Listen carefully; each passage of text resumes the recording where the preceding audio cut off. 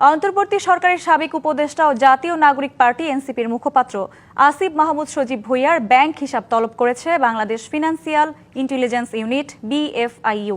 সোমবার বিকালে বিএফআইইউ এর পক্ষ থেকে দেশের ৫৬টি তফসিলি ব্যাংক ও অন্যান্য নন ব্যাংকিং আর্থিক প্রতিষ্ঠানে এ তলবনামা পাঠানো হয়।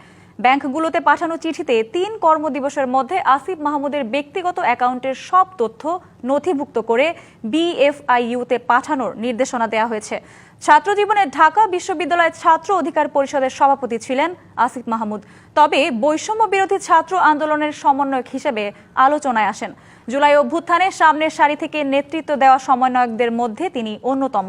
আওয়ামী লীগ সরকারের পতনের পর ডক্টর ইউনূসের নেতৃত্বাধীন অন্তর্বর্তীকালীন সরকারে যুব ও ক্রীড়া মন্ত্রণালয় এবং শ্রম ও কর্মসংস্থান মন্ত্রণালয়ের উপদেষ্টার দায়িত্ব পান আসিফ। পরে স্থানীয় সরকার মন্ত্রণালয়ের দায়িত্ব দেওয়া হয় তাকে। ত্রয়োদশ জাতীয় সংসদ নির্বাচনে অংশ নেওয়ার লক্ষ্যে ২০২৫ সালের ১০ই ডিসেম্বর তিনি উপদেষ্টার পদ থেকে পদত্যাগ করেন। গুঞ্জন ওঠে ঢাকা ১০ আসন থেকে প্রার্থী হবেন তিনি। সে লক্ষ্যে কিছুদিন ওই এলাকায় তৎপরতা চালালেও শেষ পর্যন্ত তিনি নির্বাচনে প্রতিদ্বন্দ্বিতা না করে এনসিপির মুখপাত্র হিসেবে দলটির নির্বাচন পরিচালনার দায়িত্ব নেন।